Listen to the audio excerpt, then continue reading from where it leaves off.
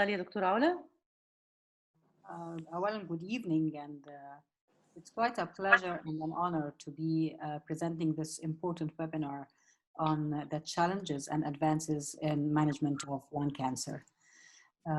My name is Ola Khorshid. I'm a professor of medical oncology in National Cancer Institute, Cairo University, and I'm the president of the Oncothoracic International Collaborative Organization. Allow me to introduce our eminent speakers and experts in their fields and distinguished speakers, Professor Dr. Tarek Safwat, Professor of Pulmonary Medicine, Ain Shams University, and is the president of the Egyptian Society of Bronchology, Professor Dr. Magued Zikri, Professor of Cardiothoracic Surgery, Kasr Aini School of Medicine, and the Vice President of Oncothoracic International Collaborative Organization, and is the Chairman of the Thoracic Cancer Surgery in Dar el Fayed Hospital. Our international speaker and national speaker, Professor Nagle Abdelkarim. She's a professor of hemato-oncology and the director of thoracic oncology and the phase 1 program of the Medical College of Georgia, Augusta, Georgia University. So we know that lung cancer is a multidisciplinary, to manage lung cancer, it's a multidisciplinary approach, and we will start with Professor Dr. Tarek Safwat, who will give us an update on the challenges in the diagnostics and management of lung cancer during the COVID-19 pandemic. Thank you, Ola, for a nice presentation, and it's a real pleasure to be with you, and Nagla and Professor Magued Zikri and Rani Aisawi. It's a real pleasure. And it's an honor to participate with you on this ONTIC meeting and the seminar. So my task is to talk about lung cancer diagnosis and challenges during the COVID-19 pandemic. My agenda is to go quickly through my allowed time, 20 minutes, on the cancer numbers, COVID-19 numbers, and lung cancer and COVID, and the challenges we're facing these days. The challenges, I'm going to enumerate them: the increased severity and mortality in cancer patients with COVID, the psychological impact for the COVID patients, the care for patients with lung cancer during this pandemic, the screening and diagnostic procedures, and the management. I'm not going to go through the COVID-19 and immunotherapy. I'm not going to address this topic. So, as we all know, the incidence of cancer that was published by the International Agency for Research on Cancer, the WHO. And as we see, the incidence is, am I going to advance the slides, or it's you, Rania? I'm not sure.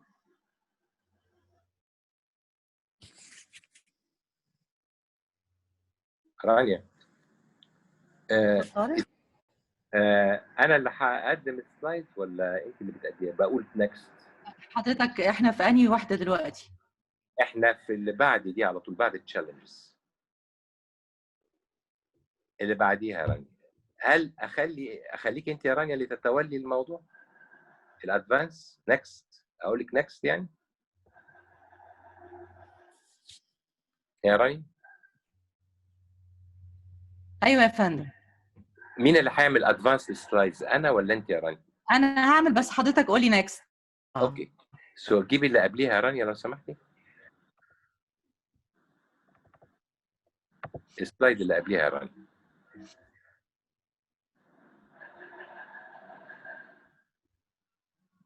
اي زي ما we can see the incidence of lung cancer in 2018. The top ranking is lung and breast, 11.6 of all cancer problems.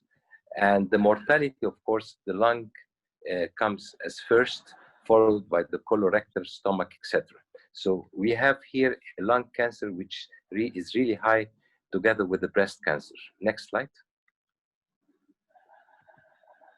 Next slide. So the lung cancer is the most common cancer worldwide. The previous one year around, accounting for more.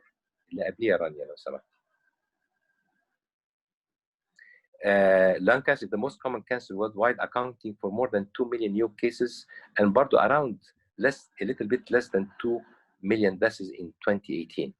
Next slide. Our registry shows it's different than the WHO in 2018. Our registry of cancer in Egypt. The liver comes at the top first, 29%, followed by the bladder, non-Hodgkin lymphoma, and then lung.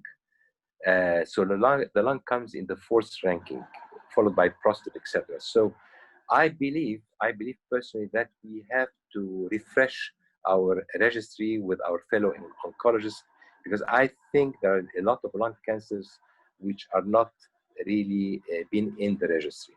So this is just to refresh with the fellow oncologists our registry. Next slide. Concerning the COVID cases, what's in Egypt is more than 100,000, but I believe this number, I don't go through all this, what they say, because you calculate this in at least by 20. It's not more than 100,000.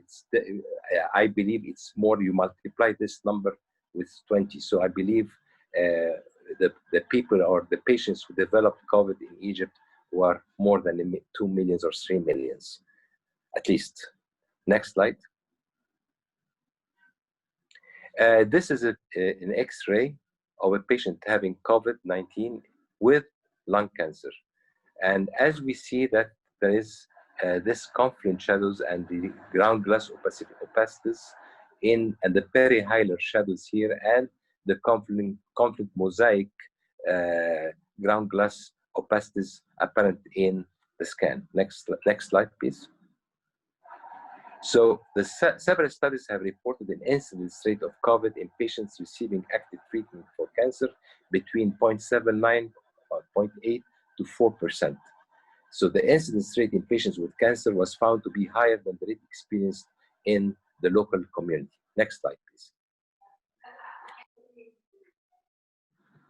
This is an interesting slide. This was an incidental detection of lung tumor. As we scanned the patients for COVID, there was an incidental detection of lung tumor, as shown here in this slide by arrows. And in this slide as well, on the top right, with the accidental discovery of a mass in the right upper lobe with the COVID problem as well. Next slide. So several systematic reviews have been published estimating the prevalence of cancer in patients with COVID-19 from about 1% to 3.4%. Next slide.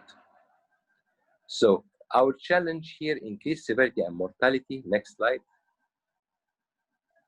The evidence suggests that patients with cancer are at increased risk of COVID-19 complications and death compared to patients without cancer.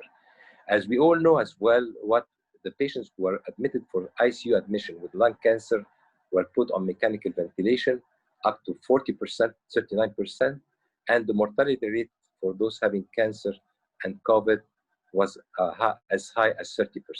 Next slide. We had very interesting studies during the 2020s on the severity and mortality, and all of them showed this one and the effect of cancer on clinical outcome of patients all showed that there was a mortality higher in patients with cancer versus those without cancer. Next slide. Same thing with this paper as well. This study, it shows the same thing. Next slide, please. Next. And all of them show that patients having cancer did have a higher mortality. The recommendation was patients with cancer should be self-isolated. We should minimize their activities outside home, avoid unnecessary hospital outpatient visits, and patients should wear a face mask, of course, as we all know, and disinfect frequently and limit the visitors and visiting places, etc. Next slide.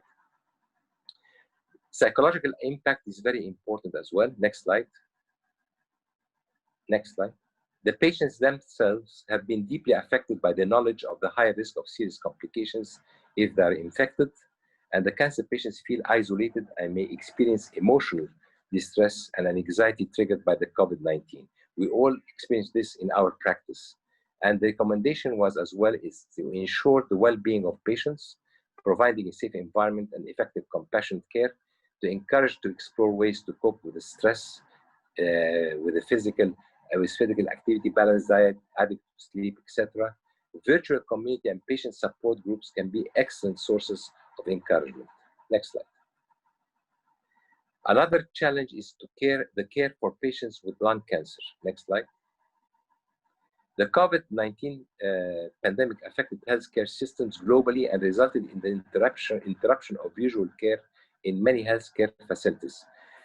This study was done in about 356 centers from 54 countries, including a center from Egypt, across 6 continents which participated about from between April 21st to May 8th, about 3 weeks.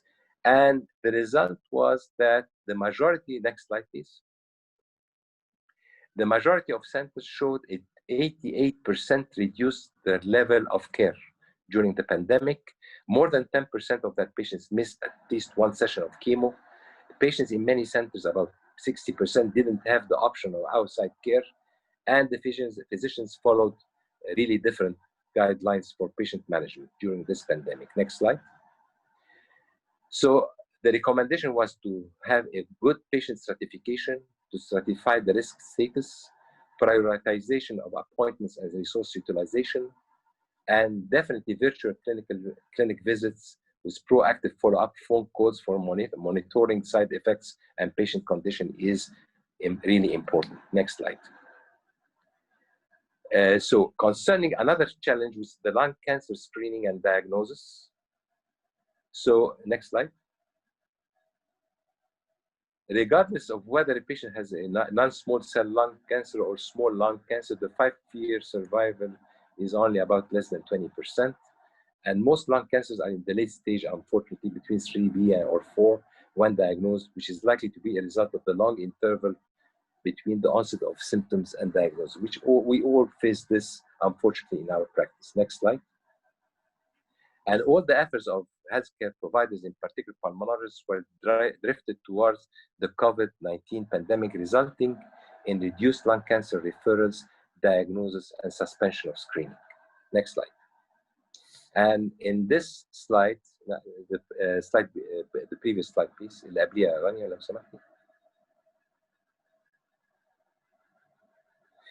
This slide shows the effect of the COVID-19 pandemic on cancer-related patient encounters, where it clearly suggested, as we all see, that there was a significant decrease in all cancer-related patients encountered as a result of the pandemic. All the activities were directed, and the healthcare providers were directed toward the pandemic, which resulted in a drop in the new incidence of malignant cancers of lung, breast, prostate, etc., all type of cancers. Next slide. So no doubt this will have a significant impact on the prognosis and mortality of patients, with a future increase in patients with later stage cancer, unfortunately, and increased demand for cancer screening procedures as delayed tests are rescheduled. Next slide. Our recommendation here is to consider gradual expansion of services, prioritize services that, if deferred, most likely result in patient harm, prioritize risk populations, and telemedicine, I think, is a very excellent tool for primary care triage and intervention. Next slide. Concerning the diagnostic procedures, next slide. The patients with lung cancer have same symptoms that sometimes overlap with the COVID, like cough, shortness of breath, potentially causing delay in diagnosis. And the radiographic findings of COVID-19 may be indistinguishable from pneumonitis caused by lung cancer therapeutics especially immunotherapy, radio, and TKIs, tyrosine kinase inhibitors. Next slide. For instance, this slide shows that this patient developed toxicity with the TKI in the upper lobes. Especially the slide B, after 4 months of treatment, which can confuse the radiologist or the pulmonologist that it is a COVID case. Next slide. This is a slide showing showing the same thing. That's a PET scan with mediastinal lymph nodes, and this was the case with a possibility of query COVID, but it was negative for the PCR. And the other slide, the D slide, shows this mosaic appearance and GGO due to the lung toxicity secondary to immunotherapy, which can confuse with the COVID, but this was a non-COVID case. Next slide. That was a very interesting study concerning the performance of radiologists in differentiating COVID from non-COVID cases. And it was actually through on 424 cases, and they tested 7 doctors, 3 from China and 4 from the States, and all give different sensitivity concerning the proper diagnosis, from 80%, 67%, 97%, 93%. So it was really, there was a real difference between the interpretation between different radiologists. For instance, next slide. This slide, for instance, was diagnosed as a COVID case. And actually, this was a non-COVID case. That was a lung cancer, but it was diagnosed as a COVID case. Next slide. This one was diagnosed as a non-COVID case, non-COVID, but actually this was a COVID case and proved with a PCR that this is a SARS-2 COVID patient. Next slide. So the primary aim of diagnosis in a patient with suspected lung cancer is to obtain, as we all know, a tissue specimens for histological diagnosis using the least invasive method. However, the risk of spreading SARS-CoV-2 infection needs to be considered. Through bronchoscopy, aerosol generating procedures should be avoided whenever possible. So we have limitation in bronchoscopy during this pandemic stage. Next slide. Elective bronchoscopy should be postponed until a full recovery from COVID-19. However, bronchoscopy should be considered if we have mandatory conditions like massive hemoptysis, severe airway obstruction causing stridor for the patient, or substantial endobronchial obstruction. Next slide. Transthoracic biopsies are preferred over the TBNAs or transbronchial biopsies through the bronchoscope. And the non-invasive mediastinal staging with a CT or PET scan is preferred wherever possible. But if it's very essential, we can perform mediastinoscopy, which should be preferred over bronchoscopy to stage the lung cancer and to get samples from the lymph nodes. Concerning the management, next slide. The current challenge in treating patients with lung cancer is the need to balance the risk of a potential life-threatening infection with COVID-19 against the tangible consequences of delaying or not treating a life-threatening malignancy. So this, we should really appreciate this point. Next slide. Next slide. In patients with lung cancer receiving active cancer treatment and COVID-19, there is a 4.5% incidence of COVID and 2% mortality when they receive the active cancer treatment. So it's quite high as an incidence, and the mortality as well is about 2%.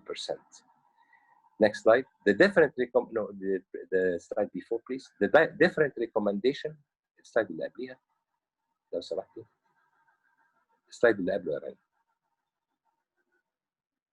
Different recommendations on the management of lung cancer during the COVID-19 pandemic were published by different international study groups and societies like the ACCP. Next slide. I'm not gonna go through these stages. It take a whole lecture, and that was next slide, please. And another recommendation as well for the small lung cancer staging and management for non-small cell and small cell management that was published by the ACCP as a guideline. Next slide, please. So it has been reported that anti-cancer therapy within 14 days of COVID-19 diagnosis was associated with an increased risk of developing severe complications. The careful consideration should be given by the institution performing adjuvant therapy, particularly in frail patients. The start of treatment after resection should be delayed for long as possible, consistent with the adjuvant chemotherapy data. It should be delayed up to 3 months after resection. Next slide. The recommended systemic therapies should be associated with a reduced risk of myelosuppression, shorter treatment time, and lower frequency of treatment visits. Next slide. Radiotherapy treatment 5 days per week for several weeks requires daily contact with other patients, treating staff, and daily transportation, so that will increase the risk of infection. We can go through hypofractionation to decrease the number of radiotherapy visits. If clinical resources are strained or exposure risk is high, radiotherapy could be delayed. But however, there is a risk of increased mortality, so risks and benefits should be calculated and need to be discussed by the team of oncologists, pulmonologists, and the thoracic surgeons. Next slide. That was the guidance by the Thoracic Surgery Outcome Research Network and by the Society of Thoracic Surgeons. And next slide, please. And they recommended as well the triage for patients with thoracic malignancies. Next slide. In different stages. Next slide. So they recommended if a SARS-CoV-2 test is positive, surgical resection should be delayed for 2 to 3 weeks if possible. If the patient's condition is urgent, it is recommended that the resection proceed within a specialized negative pressure operating room with full personal protection and post-operative care in a negative pressure isolation room. All patients should be retested for SARS-CoV-2 when delayed resection is rescheduled. Next slide. Patients with lung cancer should undergo systematic testing for SARS-CoV-2 at the beginning of treatment and whenever necessary during the course of therapy. This strategy might be feasible with the increasing availability and progressive use of real-time PCR assays. Furthermore, IgM or IgE testing to evaluate the exposure and immunity to the infection could be helpful when the pandemic begins to decline. My last 2 slides conclusion: the COVID-19 pandemic has created a generational crisis and placed an unprecedented strain on our ability to deliver high-quality care for patients with lung cancer. Oncology patients deserve particular attention as they are immunocompromised and vulnerable to severe outcomes of SARS-CoV-2 infection. Next slide. Treatment regimens must be adapted for lung cancer patients, mainly to minimize the number of hospital visits, to prevent treatment complications, and to reduce the risk of infections. Lessons learned from this pandemic should become an integral part of the new regimen of healthcare, and implementation of telemedicine offers tremendous opportunity to minimize the negative effect of cancer care delivery on public health efforts. And thank you very much for your attention. Thank you very much, Professor Tarek. It was a pinpoint and to the point presentation on how we are in multidisciplinary, as a multidisciplinary team, we are able to manage our patients even during the pandemic episodes. Thank you very much for all the guidelines and the important information that was said. Thank you. So, thank you. The questions will be left till the end of the webinar, and it's my honor and pleasure to present Professor Dr. Magued Zikri, Professor of Cardiothoracic Surgery, Kasr Aini School of Medicine. And Professor Magued will be discussing the challenges and advances in surgical approaches for non-small cell lung cancer. Good evening, everybody. Thank you, Dr. Ola, for the opportunity to be on a very prestigious channel. And, I would love to thank all the other participants as well. We have a definite challenge going on through these hard times. And being a thoracic surgeon is not an easy task during this global pandemic. I would like to start my presentation with this quote. Dr. Marco Lastilla was in the eye of the storm in Rome during the first wave in Italy. He's from the Ministry of Defense because they got to this level to be able to care of their patients. There will not be a doctor who has not had to do or deal with SARS-CoV in his professional life. It will eventually be the largest internship in history. To translate this, we are all back to learn about the pathology and the methodology of treatment for these patients. Actually, we are navigating a new era because we are trying to align two seemingly divergent facts. On one hand, the COVID implication on patient safety and on the strain on logistics of the health system. And on the other side, surgery, which as we know is a pivotal curative therapy in non-small cell lung cancer, and it is a very time-sensitive decision. So the rationale of this talk is to balance, because usually we think only on the patient's situation. We are now in a position where the hospital can and might be overwhelmed, and we have to look at the patient needs versus the hospital, the medical personnel, facility, and capacity. The objective of the talk is to identify the impact of the current pandemic on surgery and to demonstrate to you the downsides of delaying surgery. The net result of the outbreak, as you have seen, is a real decrease in surgical activity. We start hearing things about who has the priority, how can we optimize the resources, what about safety of the health worker, how are we going to screen our patients before we get them to the operating room. So the decision to operate is an interplay of a number of factors. The hospital resource availability and how the patient is presenting to us. Are we having a fatal, life-threatening upper airway obstruction, massive hemoptysis? What is the patient morbidity profile that is going to be added to morbidity of COVID? And what is the lung cancer staging that we are dealing with? And what are the impact of changing from one stage to the other on the overall survival? When you look at lung surgery specifically, we have two main things to discuss. To start with, we're going to open the chest wall. There's going to be a decrease in respiratory mechanics. We already have a parenchymally damaged lung.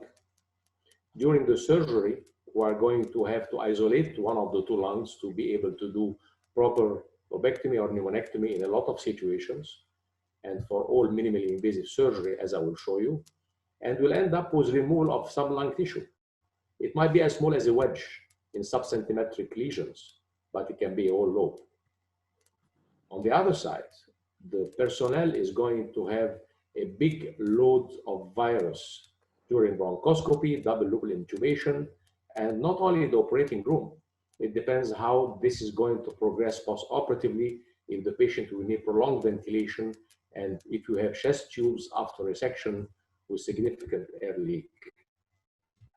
Now that we are going to do surgery, we have to think about the timing of the surgery, because both the patient and the family are going to be reluctant to do that. We have to explain to them and to get a real clear consent about the downside of staging progression and how they expect cancer morbidity to affect their COVID mortality if they ever get to have COVID during their stay, or they came in, as Dr. Tarek presented, with a situation where we have to operate on them knowing that there are COVID positive patients. This is a study that was done in Denmark in 2012, a few years back, but it analyzed in a very nice way how the comorbidities is going to act on stage-specific survival in our situation of resecting cancer. In these four diagrams, in these four graphs, you are going to see progression from T1 to T4 and three curves that show increased level of morbidity. it's obvious that when you have a very morbid patients and you are in a situation where you are in a triage situation for COVID, the patient survival is going to be jeopardized. And hence, we have to know how to prioritize our hospital resources. This is the N2 disease that in bad cases don't have a survival more than 15% at 3 years. So the progression of cancer with the morbidity is something that shows again the importance of a timely decision to operate. Now, Dr. Tarek has alluded to this. That's the guidance for triage of operation. It's frightening that you have to speak about who is going to have surgery and who will not. But this is the bottom line. And are looking at what is the situation of the hospital. Are we having a big hospital load of COVID cases? What is the hospital resources in terms of ICU beds, availability of positive pressure ventilation room? What is the rate of change? Are we in the uphill part of the curve, or we are in the different vessel stage, and we can be more lenient? Are our resources intact or depleted? We still do surgery if survival is compromised by a 3 months delay. So basically, solid or predominantly solid, proved or presumed lung cancer less than 2 centimeters with no lymph nodes, any node positive lung cancer, and because it's a timely chronological thing, post-induction therapy cannot be delayed. Surgery will be deferred for ground glass appearance and for small nodules. In phase 2, survival is compromised by a few days, so we have to operate earlier. So that's in tumor-associated infection, not septic, not in septic shock yet, but still with infection or with hemorrhage, not amenable to surgical, to non-surgical treatments. Or we have already surgery done and we have some air leak or other surgical complication that will need intervention.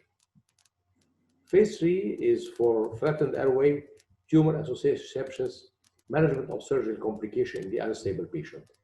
These are going to need to be operated within hours, so we cannot delay them. Now we took the decision of the triage that we are going to have surgery. How we are going to screen the patients? Elective, asymptomatic cases only need 2 things: to self-isolate at home for 2 weeks prior to surgery, and to have a swab that would come back negative 72 hours prior to surgery. Okay, when are we going to do a CT scan? Because everybody in Cairo or in Alex now is having a CT scan. Only in urgent cases, in-house cases, or an anticipated long critical care stay. Mind you, a negative swab, a negative CT will still have a false negative in 20% of cases. This study coming from Britain, and it shows when you have a normal CT, you proceed to surgery. When you have classic feature, you are going to delay for 2 to 4 weeks.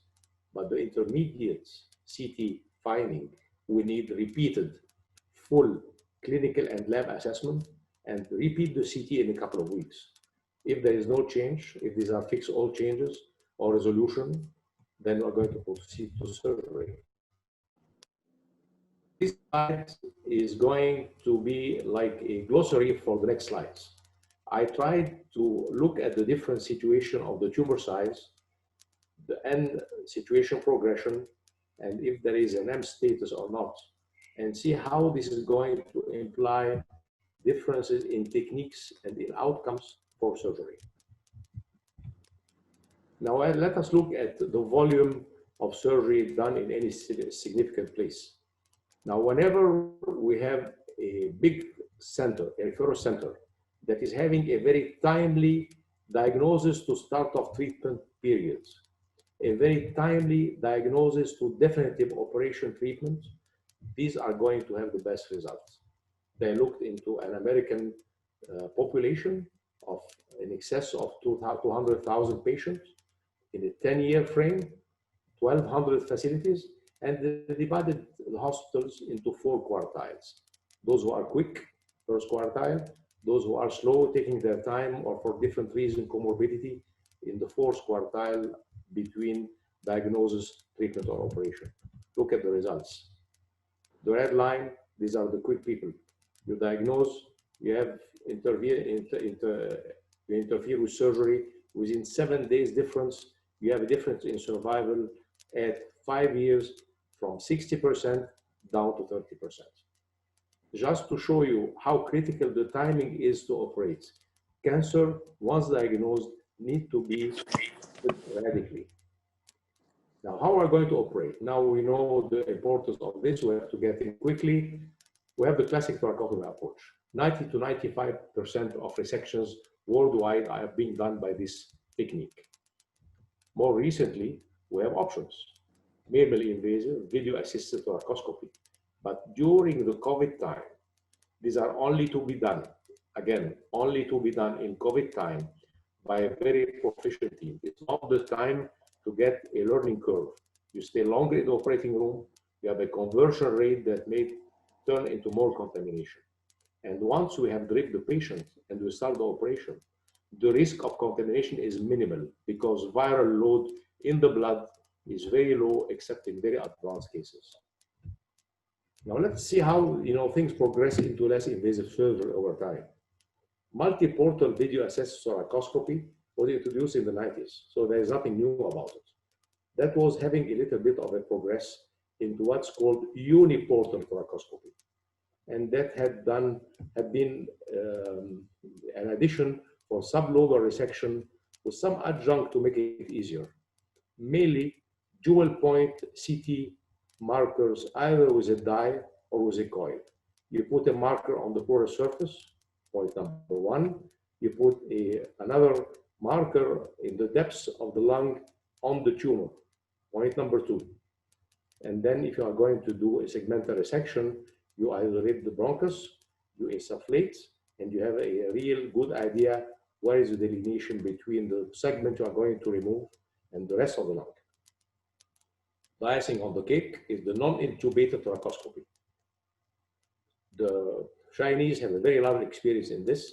They use a high flow nasal oxygen and they do selective block of the vagal nerve to stop cough and the intercostal nerve to cause analgesia. These are the instruments that are at hand. On the left-hand side is a rib spreader. It looks like a torture instruments of the Middle Age. 90 to 95% of the patients are going to use this during surgery to get to that lung. We can have limited incision, we can have smaller incision, but still we have rib spreading. To stay away from rib spreading, that's what we are introducing now. You have a single port, and you can see here that you have a very little soft tissue retractor, a trocar for the camera, and this fine instrument that would go through this, and then you are able to get to the tumor and staple it and remove it.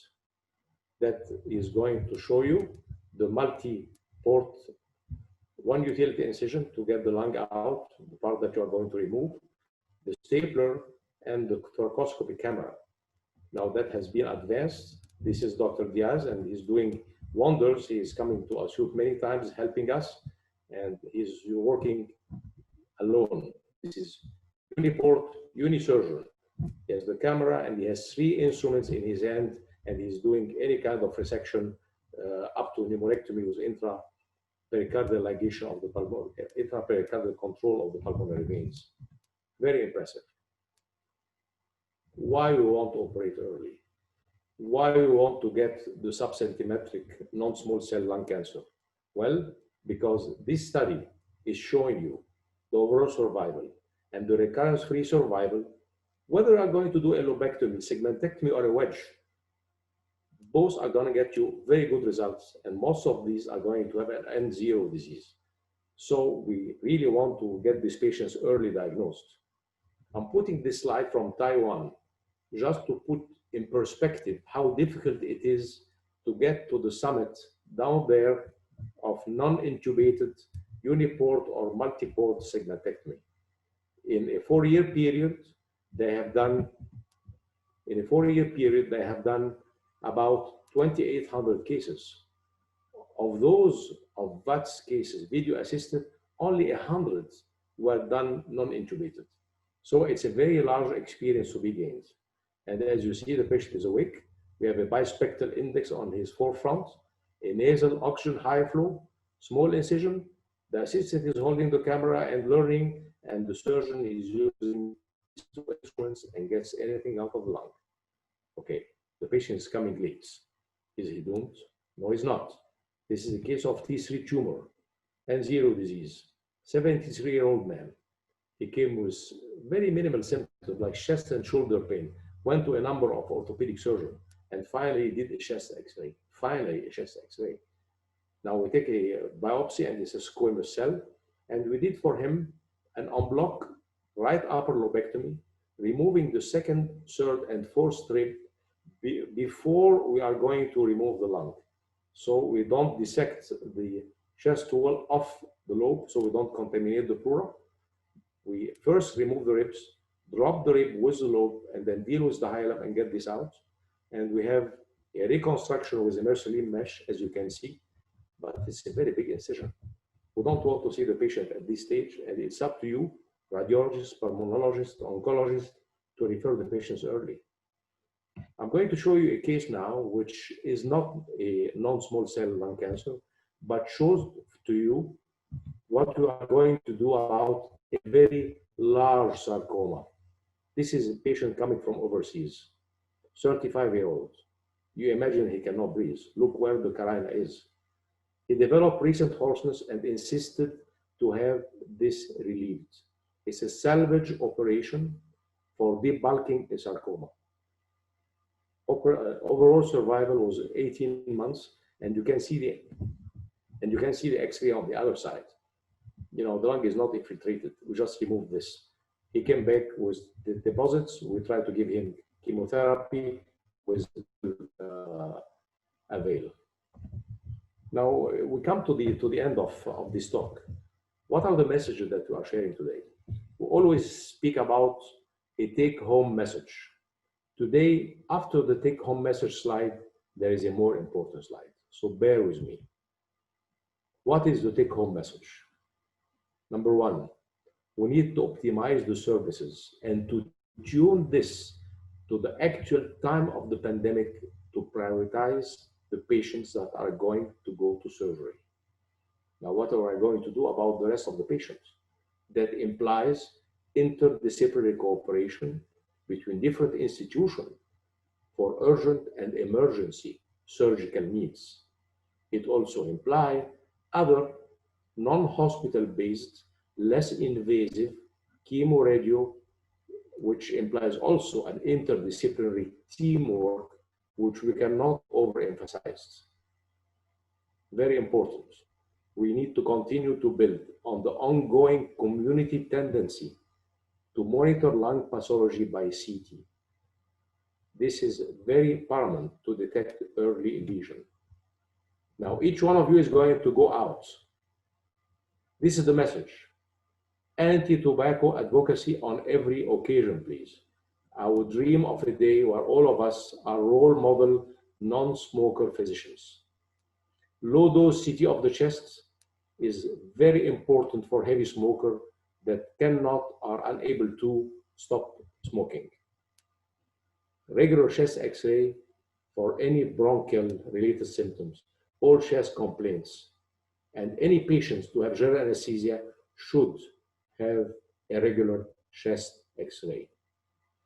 At the end of the day, teamwork for timely diagnosis and for timely treatment is very important. So we have to cooperate together. I leave you to ponder on this very important sentence. You only diagnose what you suspect, and you only suspect what you already know. I appreciate your time. Thank you very much. Thank you very much, Dr. Magued, and thank you very much for sharing your expertise and the advances of surgery and the management of our patients during the SARS-CoV-2.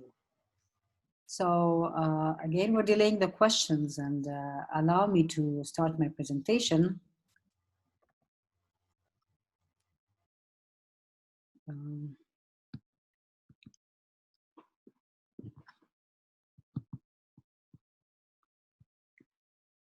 So as a medical oncologist, I would like very much to update everyone on the advances, the amazing advances that we have now for stage 4 non-small cell lung cancer. We've truly changed the paradigm of treatment in this stage of disease. So as you've heard, lung cancer prevalence is the second most prevalent in both females and males, and however, it is the one with the highest mortality amongst all cancers. Now, when we do have a patient with a stage 4 disease, their prognosis is quite dismal, with an overall survival that is actually less than a year. And if you look at the 5-year survival, it's 0%. So what are the goals of treatment of stage 4 non-small cell lung cancer? We really look at decreasing the symptoms, improving the survival, improving the quality of life. And in the same time, we are looking at minimal side effects with the treatment that we are giving. So with the best chemotherapy in our hands, the overall survival for stage 4 non-small cell lung cancer was only a year. And this was till 2008.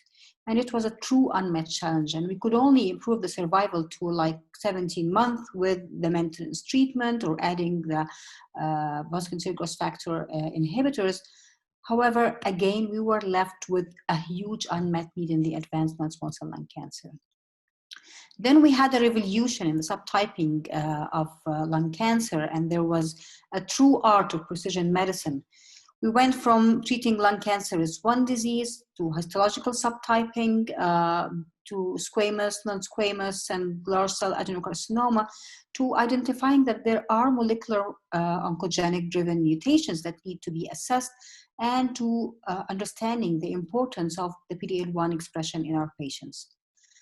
So just to show you that the importance of checking for oncogenic-driven mutations, almost 63% of our patients are going to have the mutations.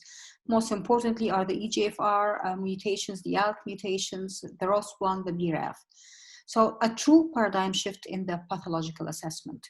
Why does it matter?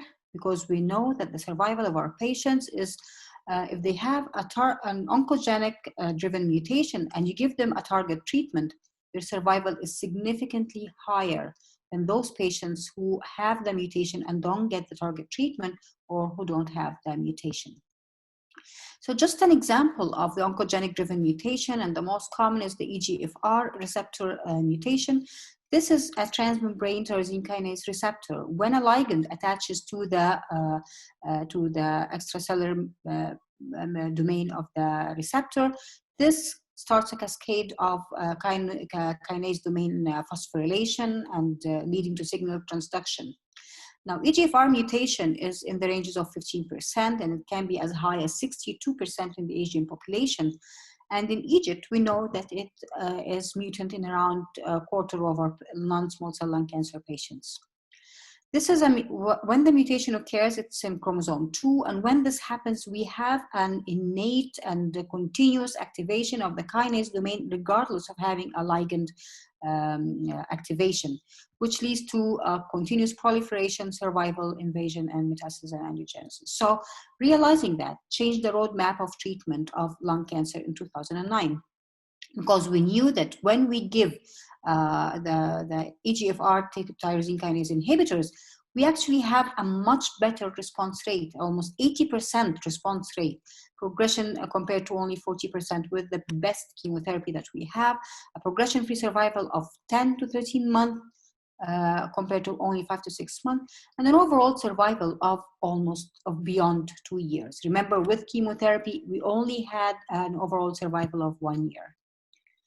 And more importantly, if we give the third generation EGFR TKI inhibitors, we have a progression-free survival of almost 20 months and an overall survival of 40 months.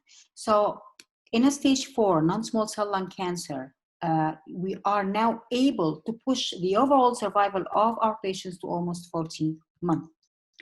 So whether we're giving the first generation, we are improving on chemotherapy, and definitely the best results were with the third generation, with an overall survival of 39 months and a PFS of 19 months.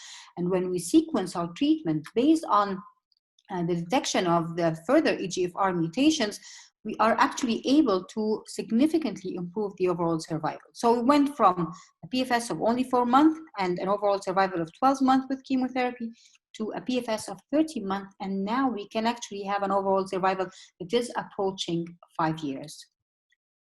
The second important mutation is the ALK rearrangement, and this occurs in around 10% of the patients, again in chromosome 2, where the ALK and EML4, they come in close proximity, causing a fusion protein that leads to cell survival and proliferation. Now, this is a rearrangement that occurs in adenocarcinoma subtype in the young, never smokers, and typically is not associated with any EGFR mutation. This is done easily through immunohistochemistry, and we can easily test for the ALK in Egypt. And this is a subtype of non-small cell lung cancer, which is highly associated with brain metastasis. So brain mets and relapses in the brain occur in around almost 50% of the patients. So for those patients in particular, they need serial MRIs. So the ALK inhibitors, we have several groups, the first, second, and third generations, which have shown compared to chemotherapy, significant improvement in the overall responses. This is the first generation, 74% overall response compared to 5%, a progression-free survival of 11 months compared to 7 months. With the second generation, again, an overall response rate of 73% compared to 26%, and a PFS of 17 months compared to 8 months. Yet the best results by far were with the drug alectinib, a progression-free survival of almost 3 years. So this is, again, non-small cell lung cancer, stage 4. Having ALK mutation and receiving the alectinib, you can offer your patient a progression-free survival of almost 3 years and an overall response of 83%. And not only the responses are not only in the lung and in the other sites of metastasis, but the intracranial overall response rate is as high as 81%. See the median progression-free survival of almost 36 months, and the overall survival with the alectinib is actually not reached compared to 57 months with crizotinib. So if you have a patient with, please give him the inhibitor, because the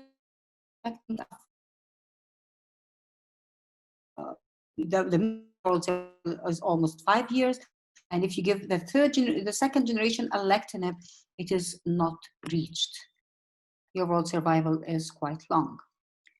So true improvements in the non-small cell advanced disease, if you have an ALK mutation, again, we went from a 1-year overall survival with chemotherapy to almost 5-year overall survival. So we can no longer say that the overall survival of stage 4 is 0% at 5 years. No, we are having 5-year overall survival now. Now, although we know that oncogenic-driven mutation represents 63% of our patients, yet 47% of our patients are non-oncogenic-driven. And we had a huge unmet need for those patients. Yet in 2018, Dr. Allison and Professor Honjo, both of them received Nobel Prize in Physiology and Medicine. This was based on their detection of and their research in immune system role in protecting cancer development and growth, and how can they overcome the inhibition of the immune system. Basically, our immune system is able to eliminate cancer cells because they are foreign bodies. However, this depends on the effective antigen, presence of effective activity of the functional T cells. Yet after sometimes we have genetic equilibrium where the lymphocytes are just not able to become dormancy. Cancer becomes dormant, and after sometimes the tumors are able to avoid and eliminate the outgrowth of the. They are not able to. The immune system is not able to overcome the cancer cells. So how does the T lymphocytes are able to eliminate the cancer cells. It all starts with the tumor antigen. Once it's detected by the dendritic cells, the dendritic cells stimulate the T cells to proliferate. It activates the T cells, and activated T cells are then able to detect the cancer cells, leading to destruction of the cancer cells.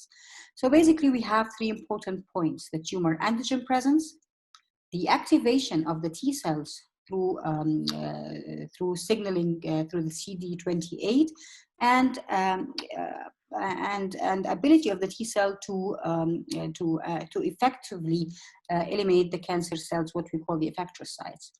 And we know that the T cell has activating signals mainly through the CD28 and inhibitory signals through the CTLA4 and PD1. And basically, to activate the T cells, we need the activation of the CD28. Yet in cancer cells, what happens is that there is an upregulation of the CTLA4, which binds to the B7 in the dendritic cells, and this leads to inactivation of the cytotoxic T cells. The current anti-CTLA4 inhibitors, they inhibit and they prevent the CTLA4 inhibitory effect of the cytotoxic T cells, leading to activation of the cytotoxic T cells proliferation and their proliferation and activity.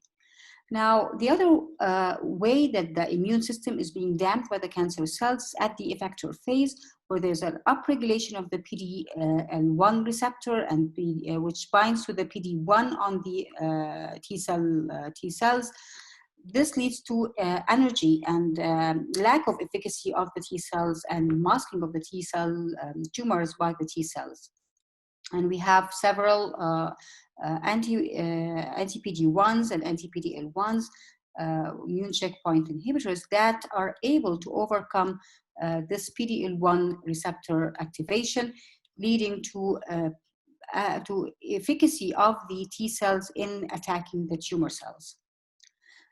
And importantly is that PD-L1 receptors are easily detected by immunohistochemistry, and based on the PD-L1 expression, we are able to choose the right treatment for our patients. Mutation is important, and we know that for non-small cell lung cancer, it's a highly mutagenic disease, where, especially in smokers, where we can see that there is more than 10 times mutations compared to non-smokers. What smoking does, it produces a fingerprint mutation that is actually leading to creation of new antigen, which is again an important step in the immune stimulation of the immune system.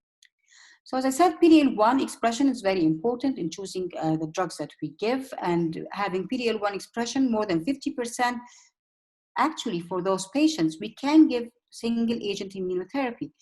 We know that compared to chemotherapy, single agent chemotherapy for patients who are having a PD-L1 more than 50% expression can have a response rate that is doubled, almost 45% compared to 29%. But more importantly, a median overall survival of 30 months compared to 14 months. So stage 4, non-oncogenic driven mutation with a PD-L1 more than 50%, we can actually beat chemotherapy with a single agent immune therapy, 30 months compared to 14 months. However, only 30% of our patients have a PD-L1 expression more than 50%. How can we improve the efficacy of immune therapy in the rest of the patients? And basically, we know that there is a synergy between chemotherapy or anti-angiogenic factors that will increase the antigenicity of the antigen presentation, and it will increase the efficacy of the T cells. And this led to trials that have looked at combinations of immunotherapy to chemotherapy. And you can see that there, in this particular trial, which randomized patients to standard of care chemotherapy or standard of care chemotherapy with pembrolizumab, an immune checkpoint inhibitor, those patients, almost 20% of the patients had liver metastasis and brain metastasis. Now, adding pembrolizumab to chemotherapy did improve the response rate to 50% compared to 19%, but more importantly, that the overall survival was double, 22 months compared to 10.7, and the progression-free survival was significantly longer. This was even shown in patients who have liver metastasis, where we know that their survival is significantly lower than those patients who don't have liver metastasis. So with chemotherapy, the overall survival of liver metastasis patients is 6.6 months. And when you add the immunotherapy or immune checkpoint inhibitor, the overall survival doubles to almost 1 year. And this is also shown in patients who have brain metastasis. Again, a significant improvement in the overall survival of 20 months compared to only 7.5 months. So adding chemotherapy for patients who have no oncogenic-driven mutations, where we had quite a dismal prognosis for those patients, and having a very lower PD-L1 expression, we can actually improve the survival of those patients even though they have liver and brain metastasis. And then we had a series of other trials that looked at giving immune checkpoint inhibitors with double immune therapy instead of giving chemotherapy. And again, for those patients who had a PD-L1 negative disease, there was an improvement in the overall survival.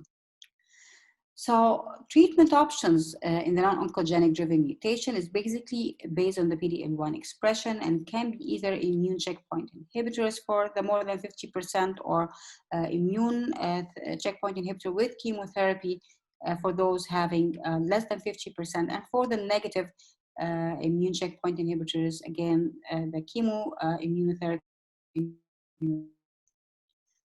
And this led to an improvement in the overall survival of 13 months compared to 14 months.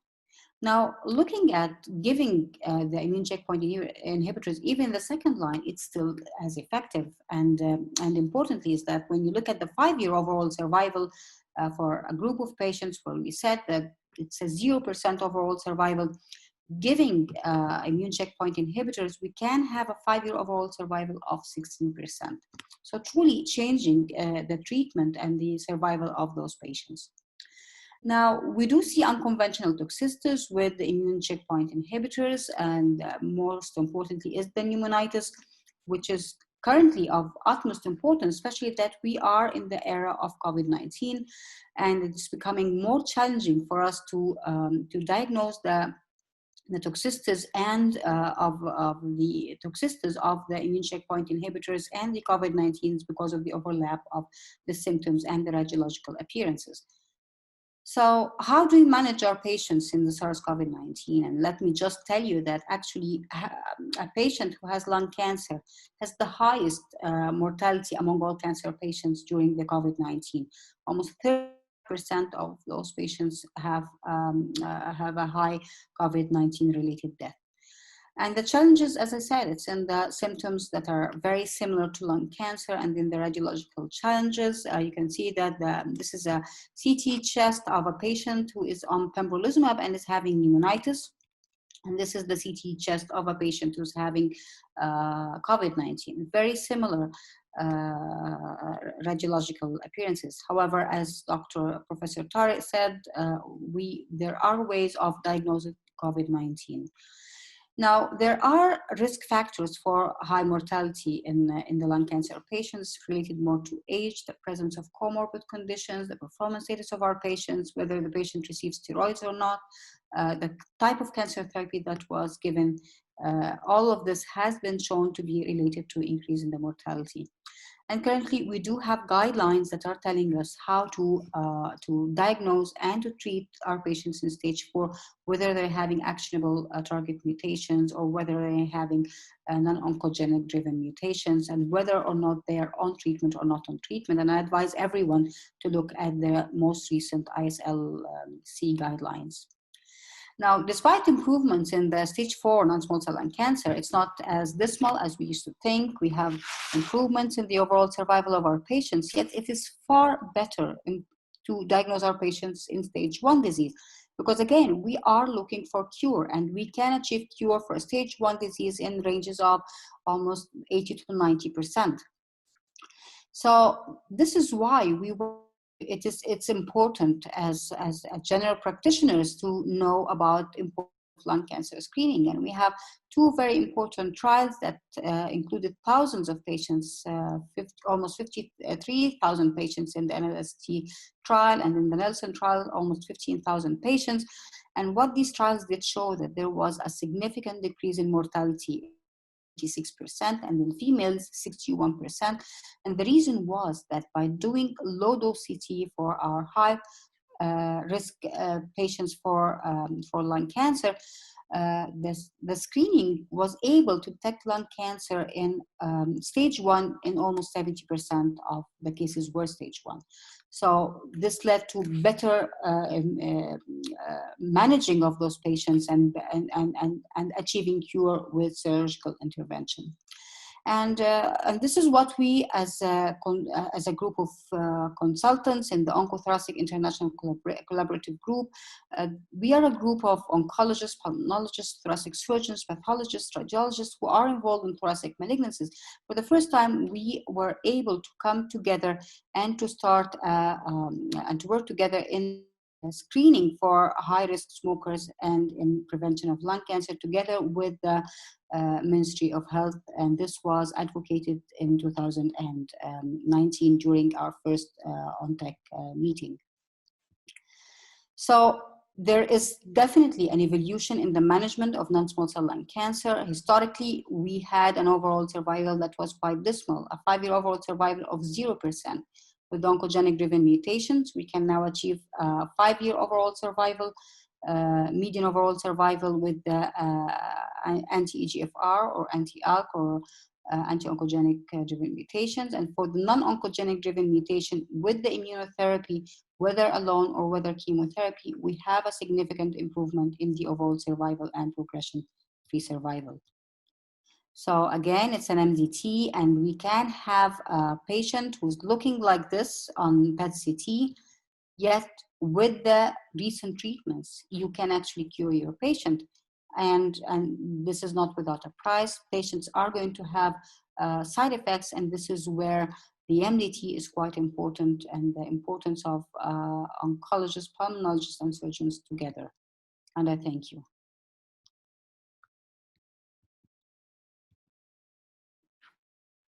And I'd just like to tell you that the importance of cancer treatment is really sequencing.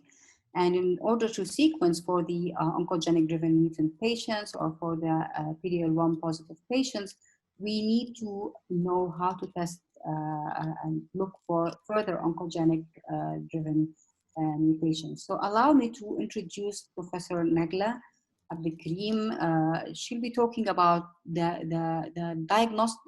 liquid biopsy, and which is quite recent, and how do we test for it, and how to when do we test for it, and its importance. Dr. Nagla. Thank you very much, Dr. Ola and everybody. I'm going to share my screen.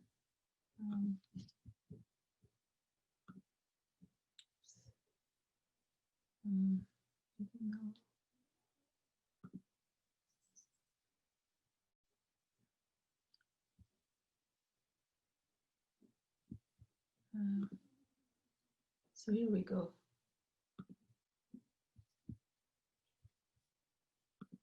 Okay. Okay, so thank you very much. It is my pleasure to be presenting along with my colleagues to the Egyptian Medical Syndicate. Today, we will talk about a very critical topic, that is of liquid biopsy in lung cancer. So here are my disclosures. So as we all know, the and predictive markers do guide us to choose the best systemic therapy. Dr. Ola Khorshid also did emphasize that in her talk. Unfortunately, that patients who undergo basically don't have a lot of luck in getting adequate tissue for next generation sequencing or detecting those predictive markers. So in a small study where 207 patients had their tumors sent for next generation sequencing, which is the method to detect those predictive markers in the tissue, only 38% had only those 38% had inadequate tissue to get the results for those markers. In another larger scale study, about 1,500 patients, 30% had positive biomarker testing. However, 2/3 of those patients had inadequate tissue to detect those predictive markers. However, having said that, the good news is incorporating liquid biopsy in addition to the tissue testing, 19% of those 68%, so that's basically giving a good percentage of those patients did receive positive biomarker result. In addition, that the remainder of those patients, 49%, had negative results for those known markers today. However, in the future, we will have more of those markers revealed to us.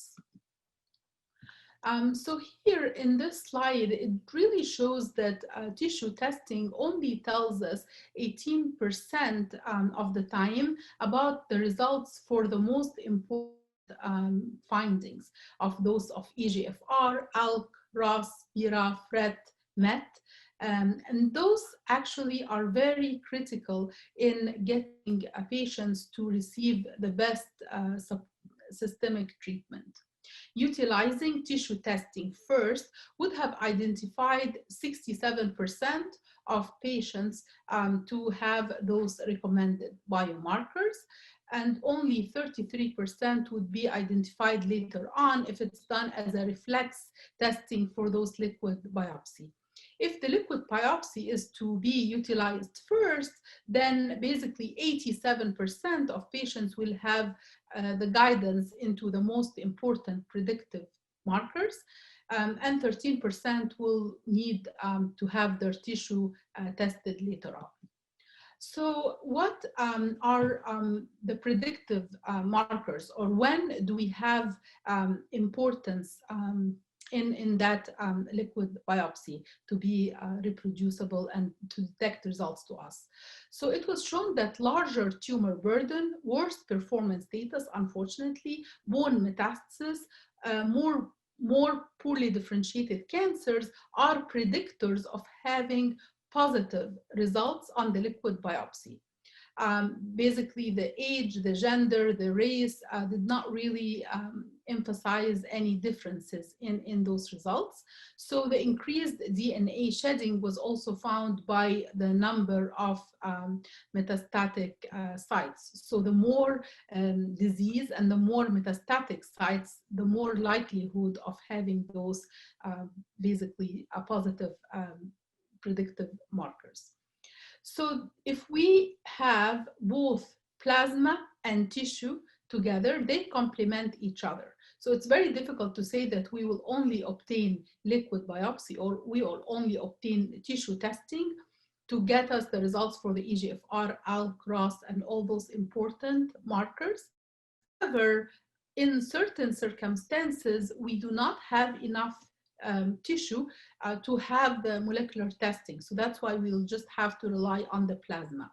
So having said that, also looking at that curve, basically patients who have more metastatic disease are going to have more likelihood of having positive markers in the tissue testing. So where does circulating tumor DNA come from? It can come from apoptosis, those programmed cell death, apoptotic bodies, from necrosis, the point mutations, the copy number alterations, the rearrangements, the methylation, and the exosomal DNA. So basically, the next generation sequencing is the one that is most commonly used in the tumor tissue and in the liquid biopsy, basically. The circulating tumor DNA, having that through the digital PCR, TAM sequencing, beaming, PAB, there's several methods to help us detect those markers. So liquid biopsy role is to guide our systemic treatment And it is going to be very helpful if we're looking at time. So basically, when we emphasize the liquid biopsy role in regards to time, we can get results within 5 business days compared to tissue testing, which takes about 10 business days. So 2 weeks and 1 week if we are looking at the results for those testing. NGS-based liquid biopsy improves time to report and to treat patients with advanced non-small cell lung cancer in comparison to tissue-based molecular analysis. And that also gets a role into the resistant mechanisms. So basically, when we have the tissue testing and the liquid biopsy, both of them, when we emphasize them at the beginning, baseline of the treatment, and if the disease progresses later on, they can detect to us the resistant mechanism behind the progression. So therefore, circulating tumor DNA and other minimally invasive techniques can address a real and unmet need, and which is very essential to provide real-time tumor genotyping at the time of progression to guide subsequent therapeutic strategies. Looking at one of the very important studies that led into the approval of osimertinib in EGFR mutant exon 19 and 21 non-small cell lung cancer, those patients were randomized into receiving the standard of care EGFR inhibitor, erlotinib, basically, versus the osimertinib, and liquid biopsy was basically done at the time of enrollment in the study, where those patients were followed every 3 weeks with their plasma to detect the circulating tumor DNA, and which showed after that, of course, by the time they get the treatment and they respond, their EGFR mutation gets to be non-detectable with that yellow curve. So when they looked further into the circulating tumor DNA, they found that 9% of those patients had the progression detected by liquid biopsy, by the circulating tumor DNA, even before the CT scan or the radiologic finding happened. And in both, having at the same time 9% and 66%, that's having about 2/3 of those patients, the progression was detected in the liquid biopsy alongside or earlier before the imaging study. So the role of liquid biopsy was also to detect the resistant mechanism. So basically, we can follow up as we go at baseline and as every 3 months, but also in those patients who received the comparator EGFR inhibitor, they found that 74% of them who progressed carried the T790 mutation, which is the resistant mutation to first generation or even second generation EGFR inhibitors. So that's why osimertinib, of course, did win in that randomized study, where osimertinib, basically the 8% of those patients who progressed did have other osimertinib related resistance, which is the C797S. The median time to detect those was basically 8.4 months in the comparator EGFR TKI and 16.7 months in the osimertinib arm, which was the time that they progressed. The resistant mechanism was detected in 5% and 75% subsequently in this group of patients. And basically they were, as we mentioned, detected in a real time, most of the time, along with or even before the imaging study showing those. So placing the tissue and the liquid biopsy together, both of them are complementary and both of them will lead to better detection of the mutations or gene rearrangements, in addition to the detection of the resistant mechanism. And looking at the resistant mechanisms, basically in the gefitinib or erlotinib, which are the first generation EGFR inhibitors, basically T790 mutation was detected the liquid biopsy, the HER2 amplification in 2% of those cases, the RET gene rearrangement, which is very important to detect because we do have FDA-approved RET inhibitors, the MET amplifications, which was also detected in 4% of those patients. Basically, upon progression, they also detected BRAF, not the general BRAF. We have the BRAF inhibitors, FDA-approved agents, but still it's a mechanism of resistance. The KRAS G12C, which we do have a very promising therapeutic coming up for that way, the NRAS G12D. So these are all methods of resistance. The osmerate, on the other hand, having secondary EGFR rare mutations, HER2, again, ALK, MET amplifications, BRAF, V600E, and the KRAS G12D, C, and A mutations. So that just shows a case that has been published most recently, that a patient was treated with gefitinib for quite some time. Unfortunately, the T790 mutation, which is that green line, but once that developed and it was detected by liquid biopsy, patient was treated for 14 months in addition to those 38 months, and patient did well, and then unfortunately started to have disease progression, blue line, but that blue line was of a rare EGFR mutation of L718Q, which is approved for afatinib. So afatinib was also introduced for 4 additional months with good response to the patient that goes down.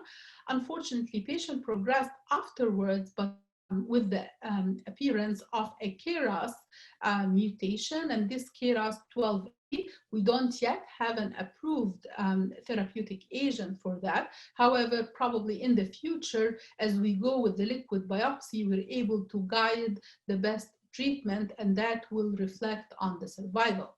These are the images for the patient at baseline, and of course, after introducing the afatinib for the rare EGFR with the improvement of a pleural effusion and improvement for the lung lesions. 4 months afterwards, again, the progression happened with the rare KRAS subset of those patients. Again, monitoring the blood-based KRAS mutations happened to be one of those liquid biopsy conference posters. The KRAS G12C, D, and B mutations were monitored, and those patients receiving chemotherapy had poor survival. However, the addition of immunotherapy to this group of patients was of a good prognostication. Here to my favorite topic, the Schlafen-11, which is basically one of the promising predictive markers in small cell lung cancer. So as we all know, small cell lung cancer is lagging behind the non-small cell lung cancer in the personalized approach therapy. I am honored to be the principal investigator and the lead. Lavage, liquids, nebulization, etc. is not really, at least in our institute, recommended until we're really sure that he's been repeatedly negative.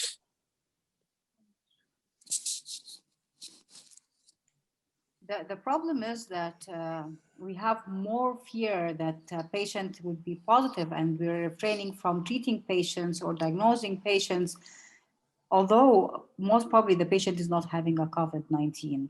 So we need some clear guidelines, because I mean, we have excellent treatments for our patients and we have excellent results when we're able to give them.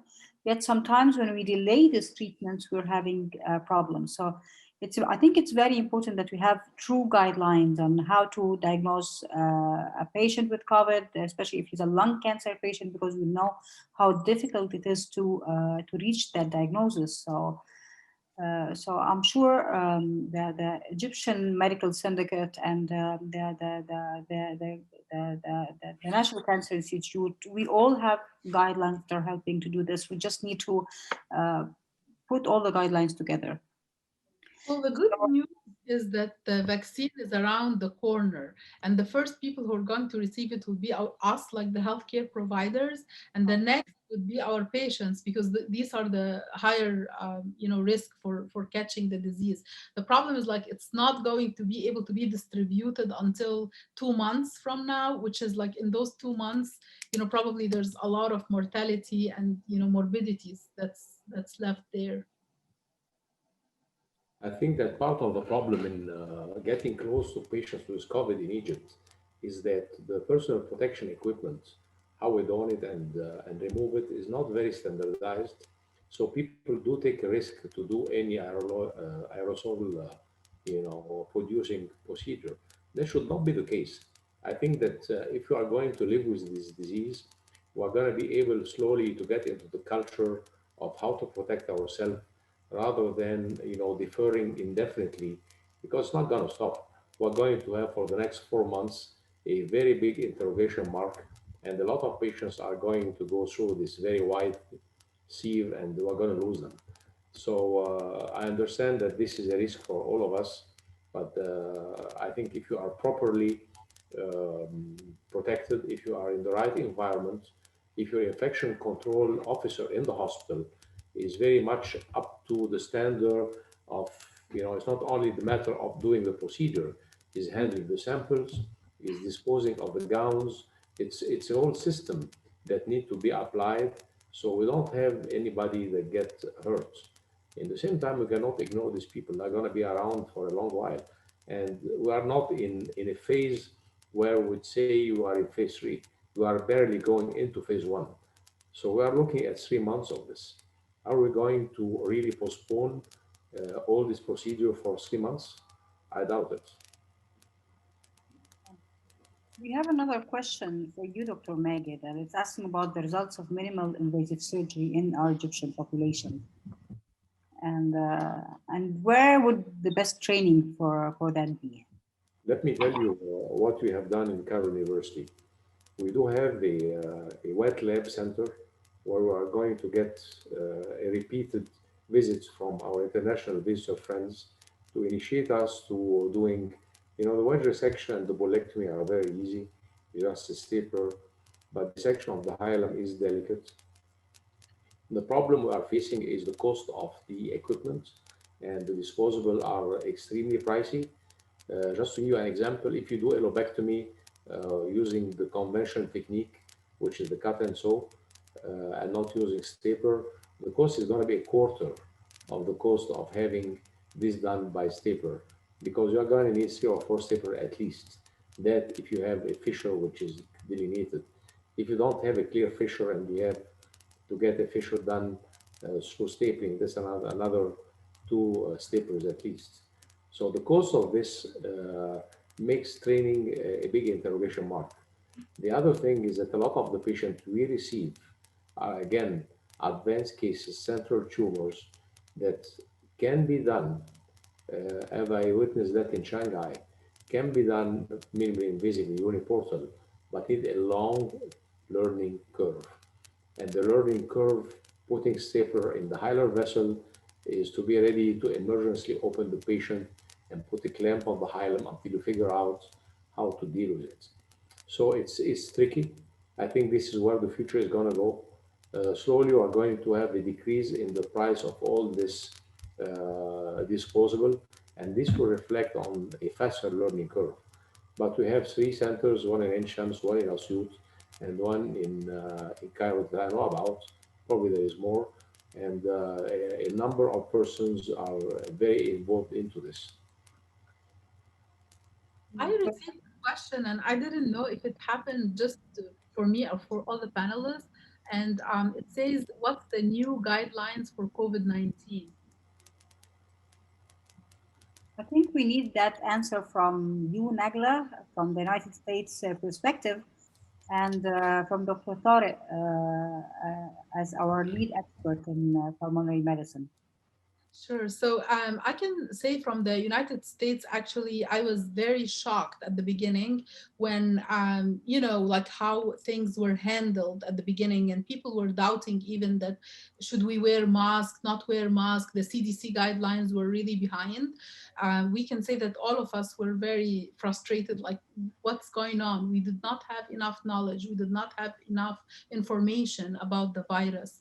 And basically the guidelines were, and they continue until now, like wear a mask, hand wash, and social distancing of those 6 feet away. Do not have, you know, indoor gathering for more than 10 people. These are ongoing at this point as we speak, and that's what's every day we keep telling our patients, and we keep hearing from the TV. However, the one maybe optimistic part is that getting some medicine there into like thinking about the vaccines. And of course, I would leave to the pulmonologist about all the therapeutic parts, because we always have our infectious disease colleagues manage them. I would say that there were so many drugs in the past that came, and they all were not, you know, valid. My patient who was just small cell lung cancer, I would say like a couple of weeks ago, did very well after having distress with the antibody, the convalescence plasma. And, you know, basically, I mean, I say that there's so many, you know, contradictions at this point, but I'll leave to Dr. Tarek the rest of the, you know, explanation. Actually, Nagla, yani it's confusing, you know, because it's we've been through a lot of medications, and you hear my voice or not? Yes, very well. Yes. Okay, so we've been through the HIV's medication, tocilizumab, the Actemras, etc. And even in some severe cases, we went into the medication with the hepatitis C virus medication. And actually, you know, we don't have a real antiviral medication against this SARS-CoV-2.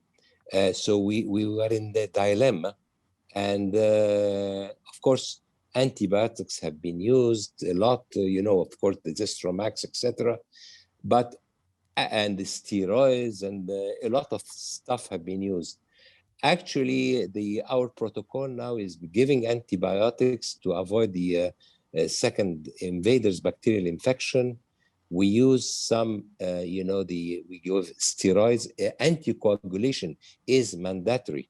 And even I give it to my patients even if their D-dimer is below 0.5 to avoid this major pulmonary embolization or disseminated intravascular coagulation. And it depends, you know, there is a lot of individual variation between patients. We get some patients who are, you know, the viremia is self-limited for a couple of days, and the patient tells you, I'm really okay. And then you do a scan after that, and you find this GGOs dispersed everywhere in both lungs. And the patient is telling you, I'm fine. So the point is, we have to be cautious. And usually we give the medication, but you tailor the medication according to the condition. And we only admit the patient to the hospital to isolate him, I mean, or if we get a desaturation of his oxygen below 91%. So it's, you know, it's actually, it's been a real dilemma, you know. But what we're seeing now in Egypt, the incidence is really going high, but at the same time, what we're facing, that the virulence is less than the one we faced in last April and May. So it's not been aggressive as we all see as pulmonologists and working in the infectious diseases. It's not as aggressive as it was in last April and May. Is it due to a better awareness of the patient? We start earlier the treatment. We don't have a proper answer for that. So I just have to comment on one very small thing. So of course, you know, the infectious disease colleagues do lead the treatment part, and a lot of times they reserve the remdesivir and the convalescent plus the antibodies, and we start the anticoagulation from our hem-onc because we can have authority on that. We don't have authority on the other. We don't do antibiotic for them because I worked in Egypt and I worked here, so basically we use antibiotic more so in Egypt. In patient, of course, neutropenic fever is another story, but you know, in non-neutropenic patients, we have less utilization of antibiotics. But I have to say that even though we said the virulence was less for some time and the mortality, please be careful because here in the US, we're getting double the mortality now as we speak. So we have like, instead of like 1,000 a day of mortality, we're getting to the 2,000s. So we have a very high second wave going on at this point. So let me ask you, Nagla, an interesting point because it's always been raised. Is it a different virus? I mean, is it a different virus, the one you have, than the one we have in the Middle East or China? This is confusing. We don't have the proper answer. Is there a kind of a mutation which happened in the States different than the one here in the Middle East? We don't have a proper answer for that. We do not, and I was really hoping that I have some collaboration with my colleagues actually in Egypt, because a lot of people published different things. So I don't know if the human factors are there or the virus factors, and we have to differentiate because at this point, actually, we have a very, I would say, a very bad season in this November, and that looks exactly like last March. I think what happened in Italy was also detrimental this past March. But I'm just thinking that there could be some human factors as well. And to be honest with you, I mean, it was like something that we laughed, but we were like, what's going on? In Fox News, they mentioned Egypt. And they say, oh my God, look at Egypt. They are doing much better than the US is doing. So you know, it was, you know, I don't know. So I think that we have to collaborate. I did have a protocol written. We tried to collaborate with our colleagues. We have to come up with some sort of collaboration and differentiate. It's not that we're going to exchange samples or anything, but at least have some points that we test here and test there and make some differences and answer that question. Okay. Yeah. Dr. Tarek, are we seeing reinfection in the same patient who had COVID? Question mark, Ola. Nobody can answer this point. You can have a reinfection. It can happen. It can happen, but we're not sure about that. Another reinfection, probably. You hear me, Ola? Yes, yes. Usually, if you get an infection, you have to have a kind of IgG at least to counteract any other infection. I mean, that's in the literature, but how long it will protect you? It depends as well how fit you are. How is your immune system? Can you resist another infection or not? Is there any kind of the spikes of the COVID, the SARS-CoV-2, did it change the spikes of the COVID-2? Does it have any kind of mutation? It's a question mark. We don't know. We don't know. It's anecdotal, but people that among our colleagues that got COVID in the first wave followed very accurately their IgG, and they find it to wane down to back to normal or to baseline after 3 to 4 months. So if the IgG is going to be taken as a way to titrate your immunity, well, that's bad news. Shift from COVID, and we have a question for you, Nagla. It's about processing of the samples for liquid biopsy. Are there any special recommendations and the sensitivity of the different samples? Is it highly sensitive in the CSF, for example, compared to blood and so on? And do we need to take different samples from the same patient? What would you advise? this is a great question. So number one, to say that as we speak now, the blood-based liquid biopsy is FDA approved. It is something that's routine, we do all the time. However, the other fluids of the body, including the saliva, the urine, the CSF, are experimental. So whatever we mentioned was something that other people posted or introduced during those recent meetings in 2020. However, having the sensitivity, it's the standard of care now that use the next generation sequencing.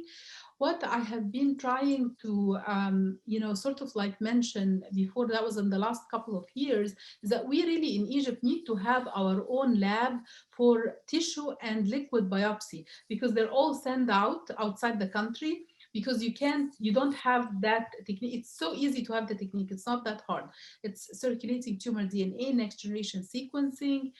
It's actually done. Nagla, it's being done here in Egypt. I know that we do NGS and liquid biopsies. In Kasr Aini, they're doing it. I know that, and I think in the National Cancer Institute we have it done. They're doing it only in the center itself within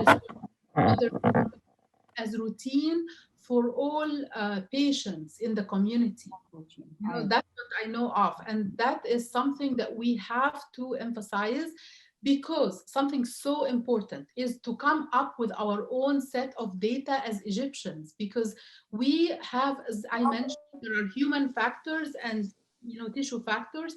So I think it is so important that we can come with a basis of having data from those liquid biopsies and tissue biopsies. Of course, to come back to the question, is that preparation wise, it's when I get it's usually commercial companies over here, because even though that we have our own pathology, the problem is pathology, they don't have the tremendous lab facilities that are done in the commercial.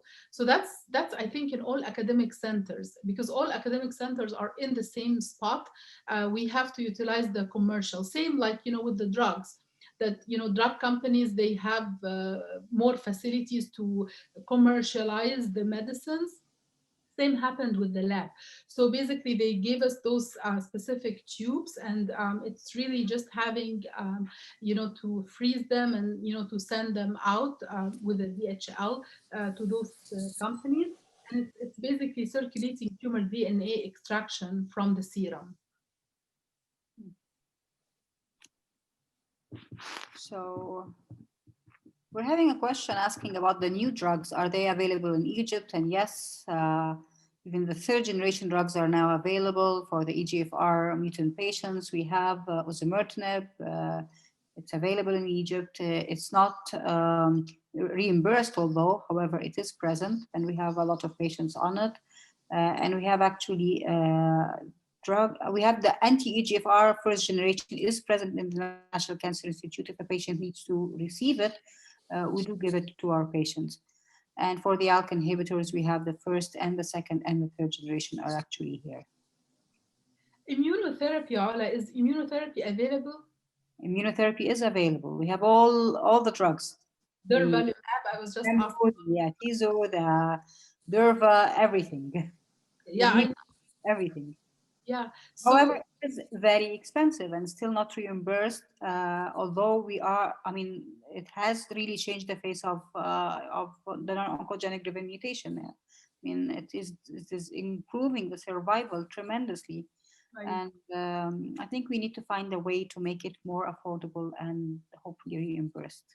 I was very happy that we were able to get together, and I'm really hoping if we do like a quarterly or some more frequent meetings, at least if we can exchange, all the important points to get value of saving patients with more of those therapies and including more for the Egyptian, syndicate. So sorry, I talked too much. So. لا خالص يا دكتورة نجلة، وأنا يعني بالنيابة عن نقابة الأطباء وبالنيابة عن الدكتور حسين خيري بحب أشكركم جميعا.